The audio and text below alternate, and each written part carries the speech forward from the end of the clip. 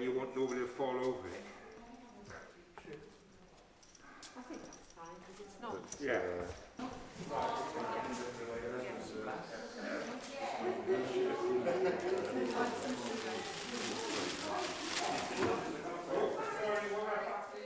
Okay, so I'm alright here, am I? Under here, have you started? Yeah. Under here, I'm smiling. What's my name? I'm Alan Price. The clue is in the dog collar. I'm Reverend Alan Price. I'm the vicar here at in Balby, Lowersall and Wadworth. What is a food bank? Well, a food bank is many things to many people. So there's different forms of food bank, and we run a fairly unique food bank here because it's not just a food bank. We run a toiletries bank here, and we also run a clothes bank, and we also run a small household items bank. So we have all sorts here that we give out to help people on their journey. In theory, we can take somebody who's homeless and take them all the way with support to back, if necessary, with a family and living in a house, and we can help them all the way along. And we see our role as different perhaps from a traditional food bank, in that we are there to offer much more support to people. And again, we're not there to solve people's problems, we're there to support them as other agencies and the professional agencies get them moving. But people, professional agencies can't give them food, they can't give them a toaster, they can't give them soap, they can't give them a fresh clean set of clothes and a shower, because we've got a shower as well. Got a disabled wet room in here behind me. So we can help people all the way along the journey. It's not just about food, but it's also about their wellness. And the thing you discover is that people on a journey have to improve their general wellness to be able to make the steps from one to the other. So we help in much more than food. The other way we are unique is we assume honesty. So the traditional food bank, you have to prove that you need to go to a food bank, and you have to there's obstacles, and you get a lot of questions when you go to them.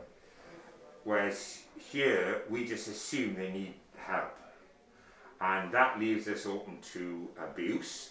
But in our experience, we don't see that. Okay, we just see grateful people. Long answer to short question. You'll get a lot of that with me.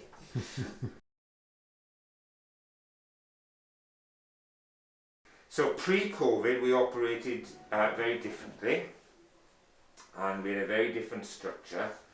So we had a Tuesday was our big day on pre-COVID, and we used to run a free coffee shop. So that's how Given Freely, Freely Given started. 6 years ago, March the 17th, 2015, St. Patrick's Day, we started with just trying to run a very small coffee shop with no particular agenda, but we found that the people who came were the marginalised in society, and we started to model what we did around the needs of the community. And the needs of the community said, you need a free coffee shop. So that grew to the size that we had on the Tuesday a very small food bank, a much larger clothes bank, household items bank, and toiletries bank. And that we only did that on a Tuesday, and we used to get between 80 and 100 people through. But we only used to do maximum 25 bags of food, and it was mainly very small bags of food, and we'd see perhaps 3 families a week needing food bags. We did that on a Tuesday. We ran an arts and crafts group on a Thursday, when we'd have a coffee shop open as well. Now the coffee shop on a Tuesday, we would have toast, crumpets, cakes, savouries, all free. But on a Thursday we just have drinks and biscuits, and we get about 25 to 30 coming to that. Those are the two things. And then we used to run a youth group on a Friday night, an open access youth group. And the whole point of all this is it was free. We didn't put any barriers in the way to people coming. And then on the Monday we used to have what we used to call the big sort, where all the volunteers came, and we'd get ready for Tuesday, because it was a big job to get ready for Tuesday. So that's what we did before pre-COVID. And of course you couldn't have the big sort once we were in lockdown, once the pandemic started. You couldn't run a coffee shop. You couldn't run a clothes bank. You couldn't run many of the things we did. Couldn't certainly run a youth group. So we decided, well, we think we might be a bit busier at the food bank. So we started running the food bank 4 mornings a week, Monday, Tuesday, Thursday and Saturday, 10 till 12. And we've seen a tenfold growth. So last week we had 232 people through. Our record week is 276. The week before Christmas, the week before that, we had 276 people through. We do about 1,000 bags a month. We do 1,000 parcels a month, and on average the parcel is 2 shopping bags of food. That's the change, a huge rise in need for food bank. The clothes bank and the small household items bank we've run when government conditions has allowed us to run. But we've run the food bank and toiletries bank all the way through the pandemic. And we've been in close cooperation with the council and Doncaster Health while we've done that, to make sure that we stay COVID secure. So we've had a lot of input from them, and they've come and inspected us. The police come round, check that we're okay, and check that we're doing as we're supposed to, and everybody seems happy with what we do. And we've been a key partner for the council through the pandemic, really. So. Hardest part of my job, oh my goodness. When people that have become regulars because they need a lot of help kill themselves. Okay, so when somebody doesn't turn up, it's because they might have committed suicide. So that's not so easy. And there's not been many of them, thankfully. Or some of them, their health. You know, if you're an addict, once you stop taking the drugs, you have some health burdens for the rest of your life. And even recovered addicts often have short lives because of what they've done to their body. So that's the other hard thing, is when people just die from prematurely, and often they've come off the drugs, but their veins are shot, parts of their health is destroyed, and they die. So losing people through suicide or ill health, that's really quite tough. And also seeing the ravenous hunger of some people the first time they arrive to us, and that they might not have eaten for a while, and they find us and we're able to help them, but they can be quite it's hard to watch a human being ravenously hungry. It's hard. What's the best part of being here? the most, what I see, the kingdom of God in its full glory here on earth. And I like to think of it as you go to the cinema, well, we used to go to the cinema, and you'd see a clip, wouldn't you, of a film that was coming out, and it'd be brilliant, wouldn't it? And I think that's what churches should be, is they should give you a trailer for what heaven might be like, or the kingdom of God might be like. And I think what we do here is a bit like that, because Jesus, he particularly went to people who were the last, the least, the lost, the locked out, the lame, and we do that here. And I really feel God's presence in this place while we're really helping people. And the other most amazing thing is the most amazing group of volunteers we've got that have grown up around this, and the friendships that have been formed. And you haven't got to be a Christian to volunteer, you haven't got to be a Christian to come for help. We're open to anybody of any faith, of any background, whether it's volunteering or coming through the front door. In fact, some people who've come through the front door have gone on to volunteer with us. Hey, you'll be on Crown Watch our lot. Hey! I've been on it many a time. Norman, have you signed up to say you can have your film taken? No, I haven't. I've never been a star. Do you want to sign up and then you can be a star? Do you have to sign? Yes, you've got to give us permission, yeah? Right, do I sign on a £5 note? I don't Yeah, like yeah, that. that's Thank the you. one. Where is it? Liz has got a form for you to sign. You're photogenic and I might get your camera, but that doesn't matter. It might be ex-certificate when you've been filmed on here. A certificate? Ex-certificate. Please listen. You don't know him, I do. I know, that's what I'm saying. Oh, I've got a few. Oh, can I have some lemon? Yeah. Oh, yeah. Some note takers, Can I thank you. tempt you with a sticky toffee pudding? Oh, That's the other thing. I might not get that my life, I'll eat that. Oh, no.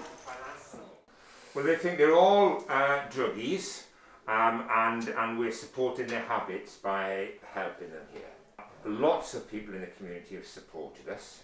Don't get me wrong, I get a huge amount of community support, but there are some people with just bad attitudes to poor people. You just have to come and show who's coming through. So if somebody comes here and just stands watching who's coming in, they'll realise that ordinary people come here, particularly during the pandemic. Because the fact is that if you're on minimum wage and the government's now only paying you 80% of minimum wage because you're on furlough, well, how daft is that?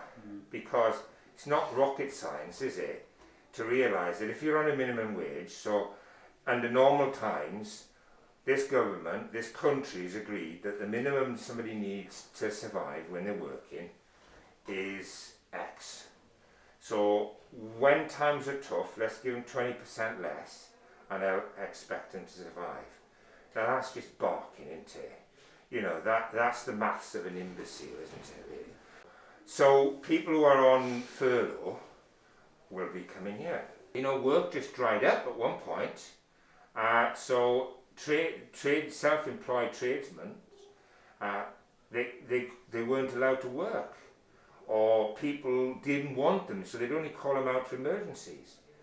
So plumbers, electricians, they'd get emergency work, but everybody else was putting off the routine stuff until later. Because if you want to minimise somebody coming into the house, then, well, I can wait, can't I? This government is undoubtedly culpable with the degree of poverty we have in this country at the moment. Okay? But it's not just this government, it's successive Tory governments going back to 2010. And our society is designed around keeping poor people poor. And we have plenty of laws to make sure that if you're down, you stay down. And we don't help people up. And until we change that, we will always have people who are poor. You know, we're back to Victorian ideology that people are poor and it's their own fault. You know that's Dark Age philosophy, isn't it? And of course we've got some systemic problems in this country going way back to the 1980s and Margaret Thatcher and some of the most damaging things she did to this country. And she replaced community with self. We go back decades of underinvestment in the north, and you can see the huge disparity between the north and south. And you know, I've got friends who live down in the south part of this country, and they live on a different planet in terms of affluence. And don't get me wrong, there's poor people everywhere in this country, but they're a lot better off. And yet we waste so much money on something as daft as HS2, for instance. And yet we need to invest in the infrastructure in the north. So we've got some systemic problems in the north of underinvestment. It's never recovered since the coal and steel were got rid of. There wasn't enough support given to communities in this area, and in many other parts of the country. After the coal mines and steel plants shut down. Now, Boris Johnson has defended his refusal to extend free school meal vouchers for children in England over the half-term holiday. The England and Manchester United footballer Marcus Rashford has been speaking about his own experiences of poverty and being short of food as a child as part of his campaign for the government to provide free school meal vouchers for vulnerable children throughout the school holidays. Dozens of cafes, pubs and restaurants, as well as several councils, have stepped in to offer free school meals for children in England during half-term after the government refused to fund them. 6 o'clock this morning, ministers admit free food parcels for children must urgently improve. All I'll say is that we, in the last 6 months, we have helped 174 families with 367 children. It is a complete disgrace that we do not fund school meals during school holidays, and it's a crime against humanity in my view.